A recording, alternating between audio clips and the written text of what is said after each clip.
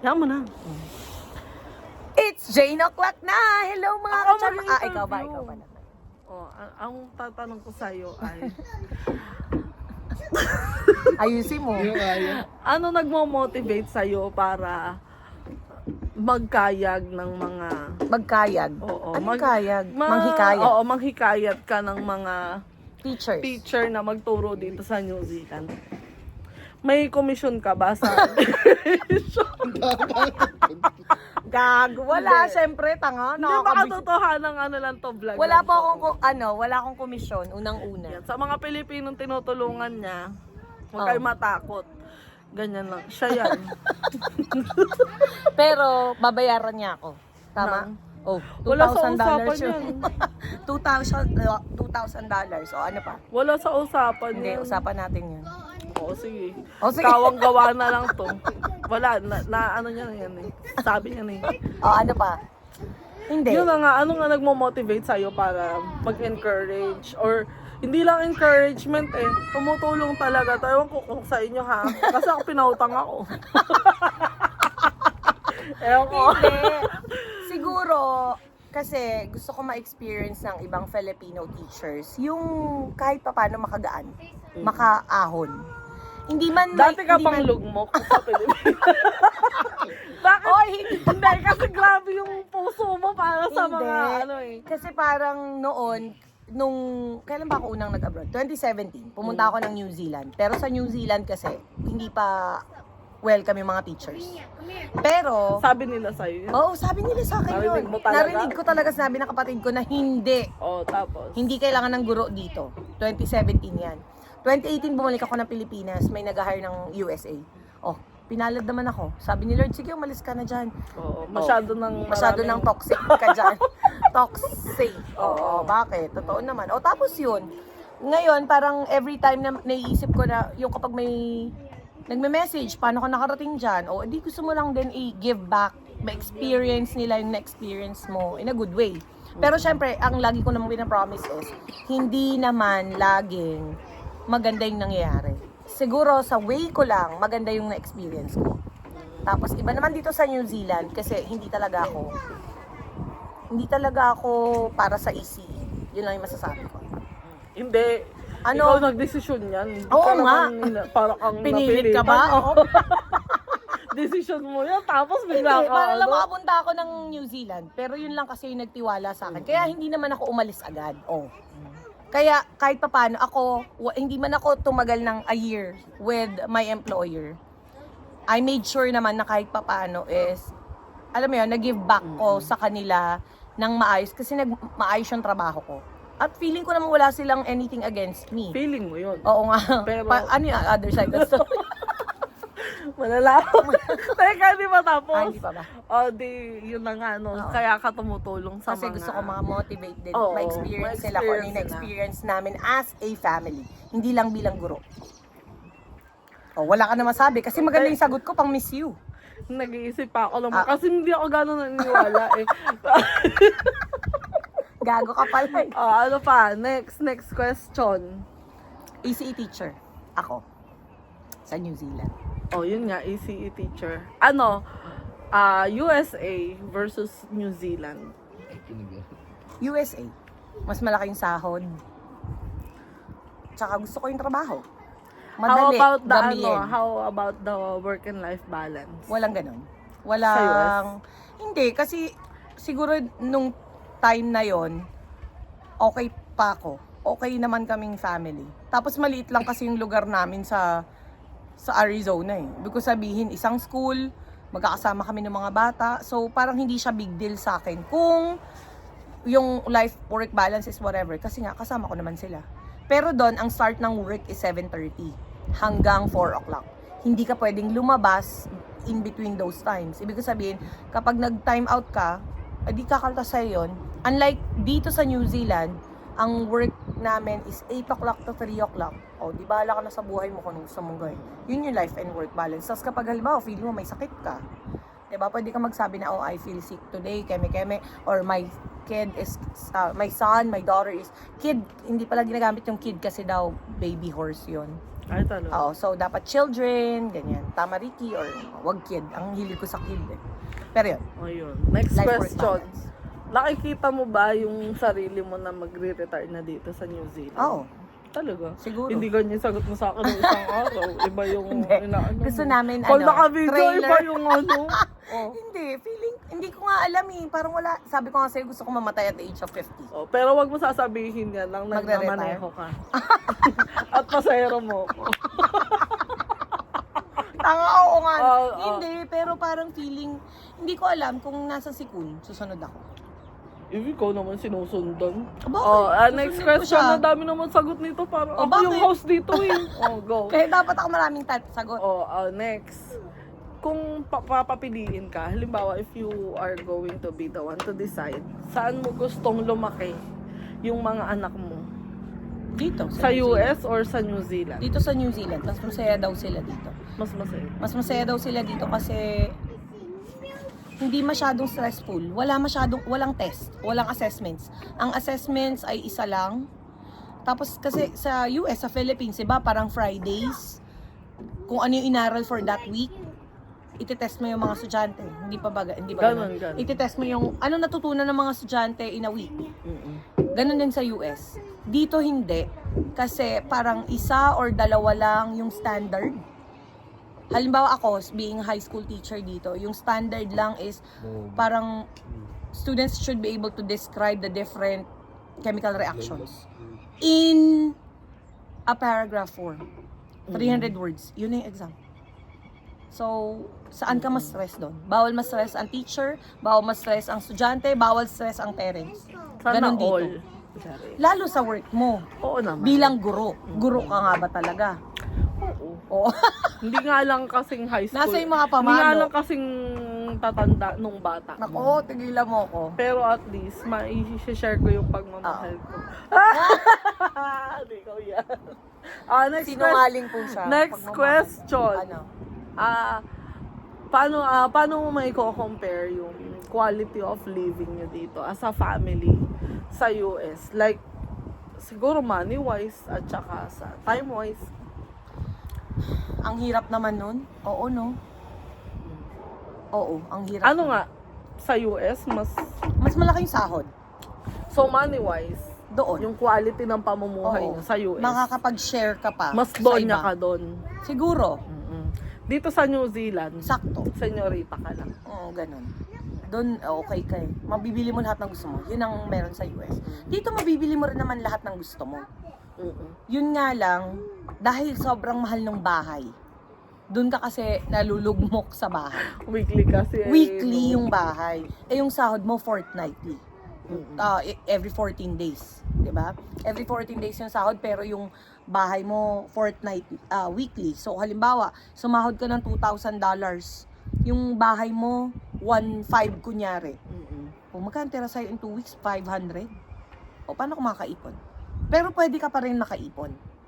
Pero hindi naman ganun kamahal yung bahay ko, pero mahal pa din yung bahay ko. Huwag lang magastos dito. Oo, yun lang. Makakaipon ka kung talagang siguro yung makikitira ka sa ibang tao. Ano ba tawag doon? Room flatting ang tawag. Flatting. Flatmates. Yan. Yan ang tawag dito. Yun. Kasi Ano yung ano yan? ano yung may advice mo para sa mga gustong mag-apply abroad? Yung naghihintay pa ng ng sign, yung mga nasa Pilipinas pa na undecided pa pero Gusto nila may sana part na i-try. gusto nila sa abroad pero hindi ganun kalakas yung loob. Kasi first and foremost, syempre 'di ba, pinagsabi mo nga kanina, pag-pray mo lahat ng gagawin mo. Aside from prayers, hindi naman pwedeng pray ka lang ng pray without you doing your part. Syempre two-way 'yon, 'di ba? Aside from praying for what you really wanted, gawin mo ng paraan. True. Pero it doesn't mean na ibibigay niya sa'yo agad 'yon. Kasi you have to go through a process, 'di ba? Na parang okay, ay sige mag-NCQA ako. Ay baka baka hindi naman ako bigyan ng level 7. Na-try mo na ba? Tsaka yung laging tanong doon is, willing ka ba mag-risk? Kasi tsaka 'di ba, hindi naman everything is for free eh.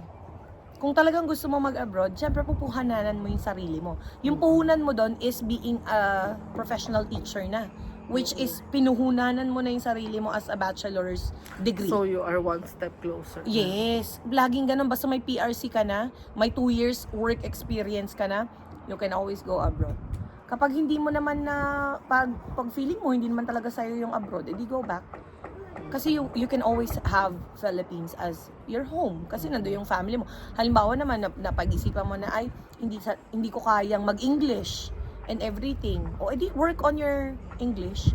Hindi naman kasi lahat ng nag-a-abroad magaling mag-English. Tama? Yun nga lang, syempre dapat may bala ka lang. Lagi. Hindi pupunta ka dito tapos wala lang. Wala ka naman palang plano. O kaya, ay, gusto ko din mag-abroad. Nakaka-inspire ka naman. Oo, nakaka-inspire nga ako. Pero ikaw ba, may gusto ka bang gawin? Mamuhunan ka din. Ayun. Kaya, at the end of it all, so, madaming dasal. Pagkatiwalaan mo yung sarili mo. At if there's a will, there's a way. Laging ganun. True. Diba? Alimbawa sabi ko sa'yo, mag-NCQA ka na, wala akong pera. Hindi ba pwedeng gawa mo muna ng paraan bago mo sabihin sa akin na wala kang pera? True. Alam mo nung wala kang pang PTE. Totoo buhay ito mahilig kasi ako sa bahay ko yung nagpapatugtog ng mga worship song. Okay. Talaga nagpapatugtog ako at exactly ang nagpe-play nung time na yun ay God Will Make a Way. Yes. Tapos nag-text ka na, Jing, mag-PTE ka, ako muna magbabayad. Oo, hindi yan totoo. Oo. Sinungaling ka. Sinabi mo. Hindi po, wag po kayo maniniwala. Baka utangan nyo na eh. Wag muna. Ako muna. Nag-ano pa ako dito. Nagre-ready pa ako. Oo, naghahanda-handa pa ako dito. May mga gusto ko pa ba sabihin? Ano? Kasi kay Tita Isa ko lang ito papanood. Pero sige, sabihin mo na, malay mo. Ako, laging kapag ibinigay mo lahat sa universe, kay Lord, lahat ng gusto mo mangyari sa buhay mo, lift it up to Him, give it all to Him, surrender whatever you want to surrender to Him. Whatever you do, you pray. Hindi ko sinasabi to bilang mabuting tao kasi ako, makasalanan po ako. Makasalanan akong tao. Hindi po ako mabuting tao. Oo. Hindi ko kiniklaim na mabuting tao ako. Pero, ang lagi ko lang sinasabi is, yung prayer na pinangahawakan ko, yung faith ko kay Lord na, Lord, itatry ko po to, i-guide mo po ako. Pag para sa akin po to, thank you. Pag hindi po, I'll do other means. Alam mo yun, gagawan ko siya ng paraan na itatry ko yung iba. Laging, hindi dapat isa lang yung plano mo eh. Dapat marami. Kasi syempre, pag isa lang yung plano mo, para naman tanga. Paano pag nag-fail yung isang planong yun, 'di ba? Parang alphabet, Totoo. A to Z. Kapag plan A did not work, you have all the letters of the alphabet. Ako naman naniniwala ako na you are bound to succeed. Kapag ang mga plans mo, ang mga kilos mo, laging with the Lord. Yes? Kung hindi ka pa nag-succeed, hindi pa pa yun tapos. yun, So, no? hindi pa yun yung endpoint nung journey mo. So, gaya ko, nag-apply ako sa US. Hindi naman sa hindi pinalad kasi ako din yung kusang Stop na tama na, hindi na ako Pero nga, hindi ko din na-imagine yung sarili ko for how many years na mag-New Zealand pa pala ako. Kailan ka ulit 2021. 2021. So after nun, talagang kami ni Paul, laging sinasabi ko na sa very Tony kami ni Paul. Lagi sinasabi ko, okay na kami sa Pinas. Pero hindi ko alam na may greater plans talaga si Lord para sa amin. Na dito pala, na mararating ko. Kasi nga, dream ko talaga makakita ng snow. Toto pa rin natin Yes, yan. ito pa rin Pagbalik natin. mo ng New Yes, Zealand. pagbalik ko sa New Zealand. Oo, pero nga, hindi ko akalain na hindi lang papasilip ni Lord sa akin yung snow. Talagang may Dito ka opportunity na titira pala ako sa New Zealand. sa bansa na may snow. Oo, tama. At saka yun, tama. Positive lang, hindi negatron. Oo. Tanggalin natin yung negative thoughts. Minsan kasi, ako as I age, as I age, ang tanda mo naman Hindi naman. Pero parang as you grow older, it's not about pleasing people. Kasi, I please everybody. Sa totoo lang, Ako yung napiplease sa'yo. Charis, go. people pleaser po kasi ako. Parang gusto ko, everybody will like me, everybody will praise me, everybody will love me for who I am. Kaya lang at the end of the day, nagiging sakim ako. Ano ba yun? Magiging Jealous ka. ako, possessive na ako sa mga friends ko. Gusto ko akin lang sila, or alam mo yun, parang jowa mo ba? Hindi naman. Friend mo lang yan, huy. Tsaka parang ang ginagawa ko sa kanila is parang gusto kong ako yung magde-decide for their lives. Eh hindi nga pwedeng ganun, 'di ba? Pero yun, people pleaser ako. Gusto ko talaga yung mga tao sumusunod sa plano ko. Kasi ganun nga ako. Pero God will remove those people who will not do good in your life, and which True. you should be thankful. Alam mo yun, iiyak ka kasi kala mo, end of the world na, I lost this friend, parang, kasi nga, ganito, dahil mahal na mahal ko nga siya, I have given everything for that friend, my time, my effort, pero bakit hindi niya ako nila love back? Kasi nga, sabi ko kasi, piniplease ko sila to like me. Pero hindi pala, si Lord pala, i-attract niya yung mga taong ibibigay niya for you. Which I am very thankful kasi I have my CFC family, I have you guys, Nax naman! Ang You're so plastic. lucky. Huwag po kayo maniwala, plastic na po yung part na yun. Pero, yun, God will remove those toxic people. Lalo na yung mga tao na, sabi nga ni Tony G, di ba? Yung mga taong God hears conversation. I did not hear. Tapos yung mga taong pinagtatanggol ka kahit nakatalikod ka. Yung ipagtatanggol ka nila kasi you did something good. So ako, mabibilang ko lang siguro sa dalawang kamay ko yung totoong feeling kong tao ipagtatanggol ako. At hindi ikaw yun. Hindi ako. Charot! They go. They go. Oh, yun na. Yun na Tapos, bigyan natin sila ng tip. Ano? Tip para sa mga Nag-a-apply? na balak mag-abroad or papunta na dito sa abroad. Kung paano nyo mahahandle yung first few weeks nyo. Kasi doon daw, ayun daw ang pinakamabigat dahil doon mo mafe-feel yung homesick. Na-homesick ka ba? Hindi. Siguro malaking factor yung kasama ko yung husband ko. Tsaka isa pa, naniniwala kasi ako sa mindsetting. Na ikaw yan eh. Sabi ko nga nung pagpunta ko dito, in my almost 28 years na nabubuhay, dito lang ako nagkaroon ng balakobak. Alam, sabi ko talaga, thank you Lord, may balakubak na ako. Ibig sabihin, nag-a-adjust yung anit ko, nasa ibang lugar na ako, 'di ba? Gusto ko yun. Oo, so maraming mga bagay kang mafe-feel na medyo negative, pero nasa sayo na yan kung paano mo siya i-take. Yes. Kaya nga, so dapat, instead of, minsan pwede mag-rant. Hindi naman sinasabi na huwag kang mag-rant, Huwag kang mo lang maging gawing negative. araw-araw sa buhay mo. Kasi there's more things that you have to be thankful for. Kasi ako nga tanong sa akin yung estudyante ko nung nakaraan, Miss Cruz, what do you usually do in the morning when you wake up? Yung totoo, I pray. I pray and I say, thank you Lord kasi I'm alive. I was able to wake up and open my eyes. Yun talaga yung prayer ko every time. Hindi sa pagiging plastic, pero yung binigyan niya ako for another day, that means may something. Pero minsan po, syempre, may mga din ako na, bakit kaya ganito? Ang hirap-hirap ng mga estudyante dito. Normal lang yun. Normal lang yun. Pero wag araw-arawin. Oo. Kaya talagang mindset lang. At saka ako lagi ko iniisip, maraming may gusto. Sa Pero kung nasan hindi ka lahat, ngayon. hindi lahat kami pinalad. So, dapat maging grateful ako sa kung nasan ako ngayon.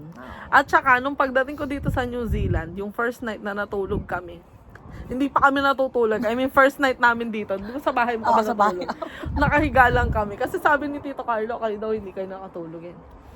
Tapos ako, yung parang... Kasi nasa US na kami. Oo, tama. parang yung isip ko, hindi pa, parang blanco pa. Okay. Hindi ko pa alam kung ano bang mararamdaman ko, ano may isip ko.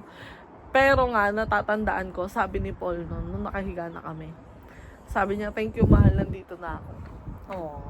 So, ibig sabihin, doon ko talaga na, it was all worth it.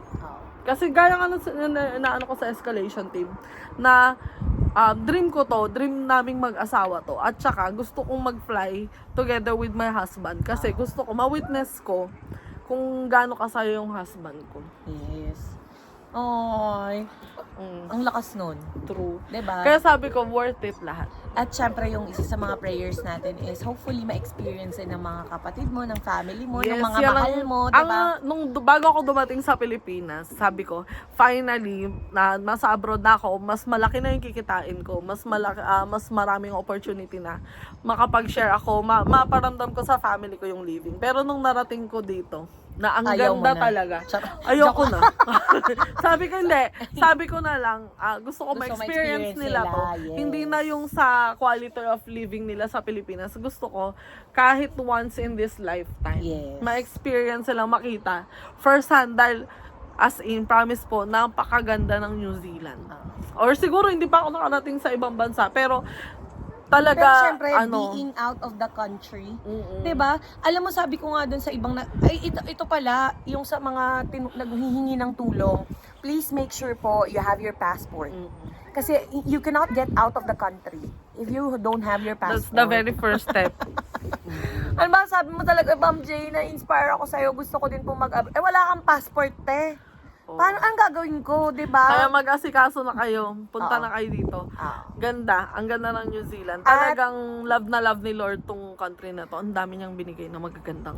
Tsaka, tandaan po natin, ngayon, this time, is masyadong maraming kailangang teachers ang New Talaga? Zealand. Medyo mahirap maghanap. Tsaka syempre, bilang first world country, di ba? Talaga namang mamimili sila, sasalain talaga yung teacher. Tsaka bago sila kumuha abroad, titingnan muna nila kung mayroong qualified dito. Oo. Pero at Kaya may job check na may job check, tinatawag. yes. Oo. Kumbaga, parang bago Kailangan ka daw i-hire- ma-make sure na yung ina-applyan mo na position, walang nag-a-apply na taga New Zealand. Oo. Kasi bakit ka kukuha ng mga teacher na nasa... Ba't kukunin mo to? Tapos, na iba na Pero yun, Oo. basta po, laging, yun, samahan, damayan, ramihan ng prayers. kailangan weekly na yung episode natin ito. Oo. Kasi, Oo. 200,000 ay nag-aabang. Oy, Hindi sa message lang po kayo kapag may tanong kayo sa amin. Pero hindi po kami nagpapautang kasi wala din po kaming pera. Wag utang. Oo, kanya-kanyang usap na building up relationship. At Ganun saka, lang ito pa, Building marami relationships. akong natutunan sa TikTok. Sa TikTok, search mo lang. Pero marami din abusado na pag alam nila nag-a-apply ka, i-message ka, kunwari, i-hire ka, tapos chuchu. Ay. Basta pag nanghingi ng pera, tapos ang usap. Oo, kasi dito sa New Zealand Dahil, hindi kailangan ng at showman. You cannot give what you Ay, oo, totoo. So, Wala ka tapos namang na pera, talaga bakit? usap. Wala na. Tama. Maganda, Yun maganda. lang. So, bye!